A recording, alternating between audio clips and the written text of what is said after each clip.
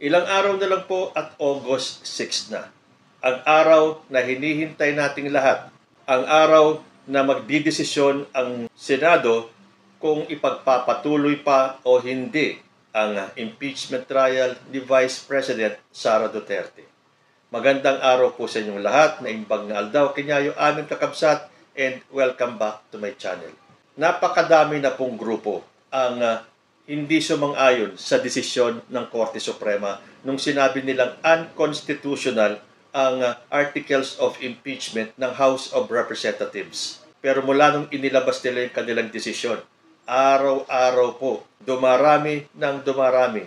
Mga ordinaryong Pilipino, mga abogado, grupo ng mga abogado, mga former justices, associate justices, dean ng mga eskwelahan, at kahit yung mga framers ng Constitution, nagkakaisa po sila sa pag-question sa naging desisyon ng Korte Suprema. Napakahalaga po kasi ng magiging desisyon ng Senado sa August 6. Itutuloy ba ang impeachment trial or hindi? Dahil ang katwiran ng ilang mga senador, kailangan daw igalang ang desisyon ng Korte Suprema. Pero bakit ganun? Napakadami ng mga Pilipino ang kumukontra, hindi naniniwala dito sa naging desisyon ng Korte Suprema. At padagdag ng padagdag, marami na po akong binasa sa inyo ng mga statement ng mga abogado, ng mga former justices, at kahit na yung isa sa mga framers ng Constitution, isinyer ko na po sa inyo. Iisa lang po ang kanilang sinasabi. Hindi po makatwiran ang ginawang desisyon ng Korte Suprema. At ito, meron na naman pong isa na gusto kong basahin sa inyo kasi dito natututo tayo. Nakakapagtaka naman kung bakit kahit na napakarami ng nagsasalita against sa desisyon ng Supreme Court, itong mga senador natin, mukhang ipagpipilitan na kailangang respetuhin ang Korte Suprema. Paano mo re-respetuhin ang Korte Suprema kung sila hindi nire-respeto ang batas? Sasabihin nilang unconstitutional yung Articles of Impeachment. Yung bang ginawa nila na paglabas ng desisyon ay constitutional?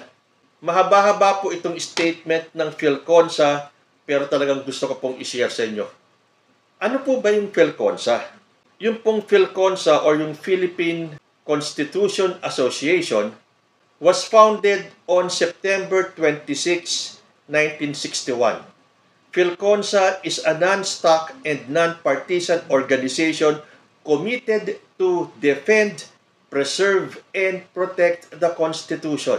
So, basahin ko po yung official statement, Philippine Constitution Association or PhilConsa on the Supreme Court ruling in GR number 278353. Sara Z. Duterte versus House of Representatives et al. July 30, 2025. The Philippine Constitution Association or PhilConsa expresses its serious concern over the Supreme Court's ruling in GR number 278353, which nullified the impeachment proceedings initiated by the House of Representatives against Vice President Sara Z. Duterte. With due respect to the Honorable Court, we believe this decision overreaches constitutional boundaries, disrupts the separation of powers, and weakens Congress's exclusive authority to hold impeachable officers accountable. Between December 2024 and February 2025, 4 impeachment complaints were filed against Vice President Duterte. The first 3 complaints, though officially docketed, were never pursued. They were neither found sufficient in form and substance nor referred for committee hearings. On February 5, 2025, a 4th complaint, this time endorsed by 215 members of the House, more than the required 1/3, was transmitted as articles of impeachment to the Senate in full accordance with the Constitution. Yet, on July 25, 2025, the Supreme Court ruled that the 4th complaint was barred under the 1-year rule in Article 11, Section 3 of the Constitution on the theory that the filing of earlier complaints, even if not acted upon, already initiated the impeachment process. Philconsa respectfully but firmly disagrees with this interpretation. The one-year bar rule was designed to prevent harassment through repeated impeachment proceedings, not to protect impeachable officers from ever facing trial by allowing them to take cover behind mere filings. As the court itself held in Francisco versus House of Representatives, impeachment is only deemed initiated after the complaint is found sufficient in form and substance and referred to the Committee on Justice. The earlier complaints never reached that stage. To treat them as having initiated proceedings defies both logic and constitutional intent. This ruling invites dangerous abuse. It opens the door for impeachable officials or their allies to deliberately file weak or premature complaints to consume the one-year window and block any real effort at accountability. This is not a safeguard against harassment. It is a blueprint for evasion. This case called for judicial restraint, not judicial activism. The Constitution gave the House of Representatives the sole power to initiate impeachment and the Senate the sole power to try and decide it. These are textual, exclusive powers, and the judiciary's role in such matters should be limited to clear, grave abuses that nullify constitutional norms. Instead, the court stepped into the heart of a political process already underway, substituting its own judgment for that of a constitutional majority of the House. It interpreted the one-year bar so broadly that it now disables the very mechanism of impeachment in all but the rarest cases. This ruling, though perhaps well-intentioned, is a clear instance of judicial activism. It turns the judiciary from a neutral guardian of the Constitution into an arbiter of congressional timing and internal processes, matters the Constitution never assigned to the courts. Judicial activism, if unchecked, becomes judicial supremacy, and that supremacy can, over time, paralyze the political departments that the people themselves empowered.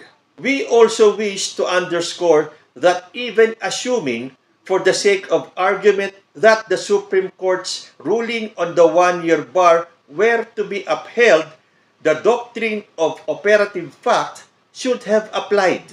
This principle recognizes the legal effects of acts done in good faith under a law or process later declared unconstitutional in order to avoid injustice and institutional disruption. In this case, the House initiated the impeachment complaint with more than one-third support. The Senate convened as an impeachment court, and the Vice President was served with summons. She filed a formal answer. All these were done in good faith, based on long-standing jurisprudence and the clear text of the Constitution. To declare all of those acts null and void after the process had matured to the point of trial is not only legally harsh, it is institutionally destabilizing. The doctrine exists precisely to prevent this outcome. Some may argue that applying the doctrine of operative fact would violate the due process rights of the impeached official. Philconsa respectfully disagrees. The doctrine of operative fact does not override due process. Rather, it assumes that the process leading up to the act in question was carried out in accordance with law and fairness. If there had been clear violations of due process, such as denying notice or the right to respond, then the impeachment could be questioned on that basis alone. But that is not what happened here. The Vice President was served with process. She responded. She was given the opportunity to defend herself. Congress and Senate acted within their constitutional powers. Due process was not violated, it was respected. Thus, invoking the doctrine of operative fact here is not a threat to due process. It is a defense of institutional integrity. It preserves the lawful actions of Congress and the Senate made in good faith and under the presumption of regularity. Philconsa thus makes the following respectful but resolute appeal.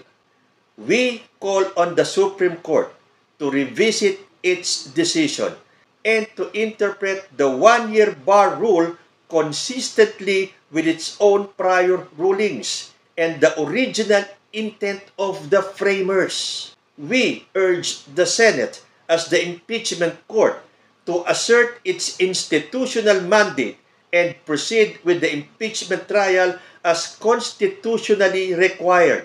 And we remind all constitutional actors, legislators, jurists, and public officials alike that accountability must not be undermined by technicality or judicial overreach.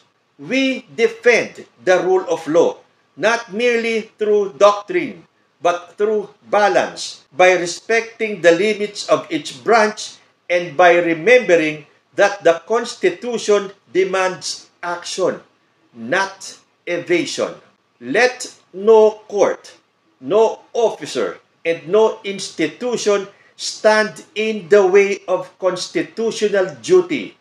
Impeachment is not harassment. It is accountability.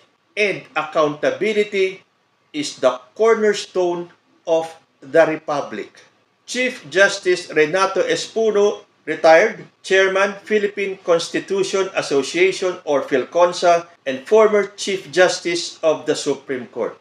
So, ako kahit na hindi ako abogado, o siguro dahil sa ang dami ko nang nabasa mga statement at pare-pareho ang kanilang sinasabi na hindi po naging tama ang desisyon ng Supreme Court. Nung nabasa ko tong statement ng Philconsa, napakadali namang intindihin kahit na yung mga hindi nakapag-aral ng batas tulad ko.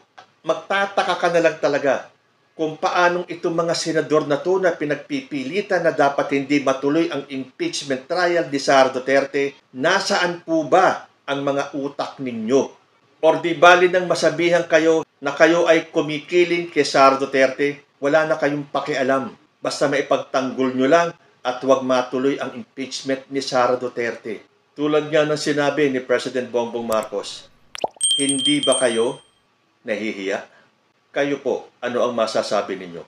Comment lang po down below and I will see you in my next video. Diyos te Agnina.